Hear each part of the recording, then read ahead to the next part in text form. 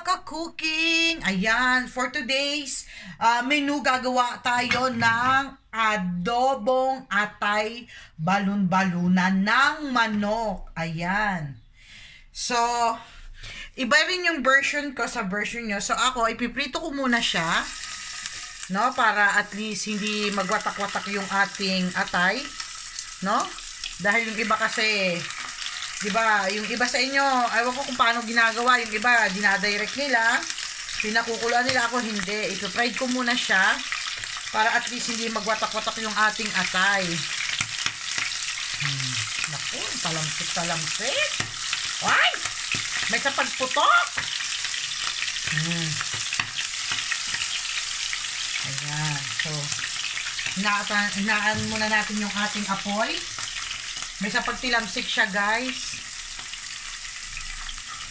Ayan. So, hindi natin lalakatin para hindi siya magtubig-tubig, no? Kasi alam niyo naman ang atay ng manok. Minsan nagtutubig-tubig yan. So, ayoko nang matubig. Yan.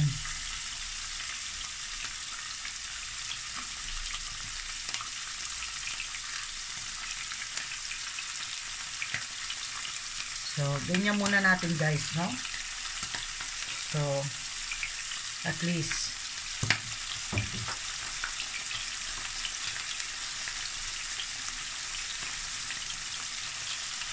and guys, so naiprito na natin yung ating atay.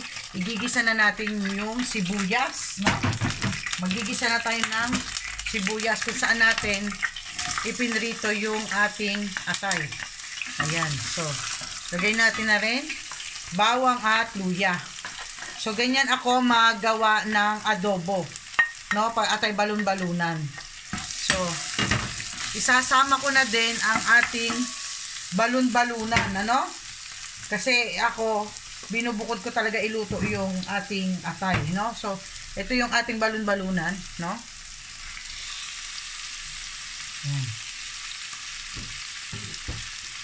So, igigisa natin siya sa luya, bawang at sibuyas. Yan. So, ito, hindi nagtitilamsik-tilamsik, no? So, mamaya, pag medyo lumambot na yung balon-balunan, saka natin ilalagay yung atay. So, ayan. Ganyan yung aking version ng adobo, guys. May luya ako sa atay balon-balunan. Ayan. So, antayin muna tayo ng mga 15 minutes. Ayan, guys. So, after 10 minutes o 15 minutes, ayan. So, ilalagay na natin yung ating laurel. No? Maglalagay tayo ng konting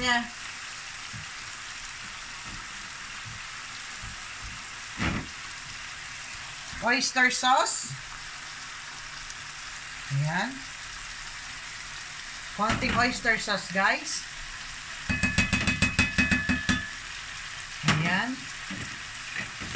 Tapos, guys, ito ang aking panimpla.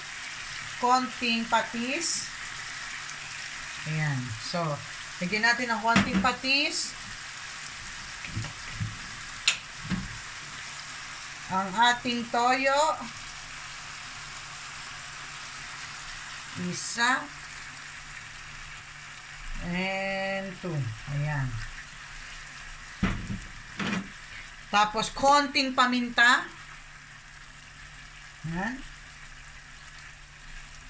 Haluin natin at maya-maya tsaka tayo maglalagay ng konting-konting suka. No?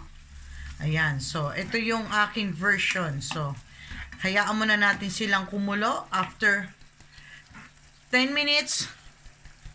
Ayan, babalikan natin siya after 10 minutes. And after 10 minutes, guys.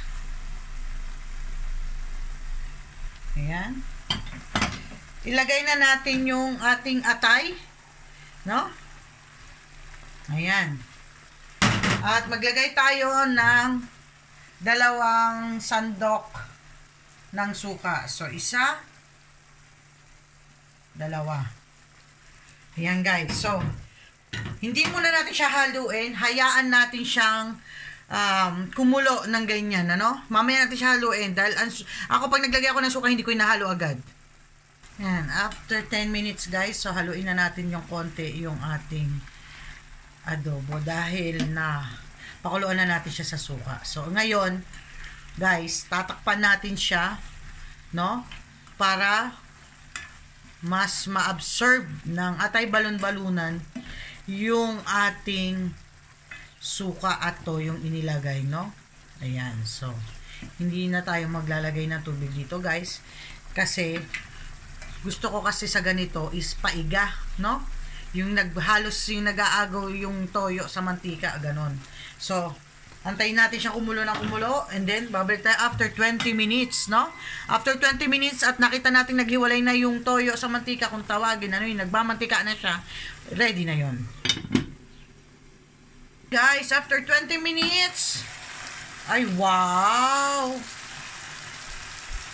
Ayan guys, after 20 minutes, uy, nanunoy, ay, ang sarap guys. So, ito yung aking version ng atay balon-balunan adobo. Ayan.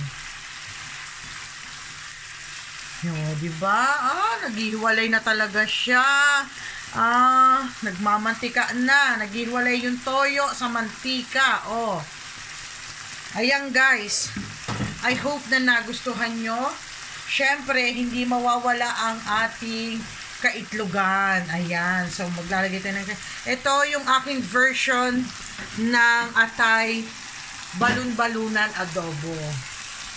So, ayan yung aking version, guys. O, diba? Oh.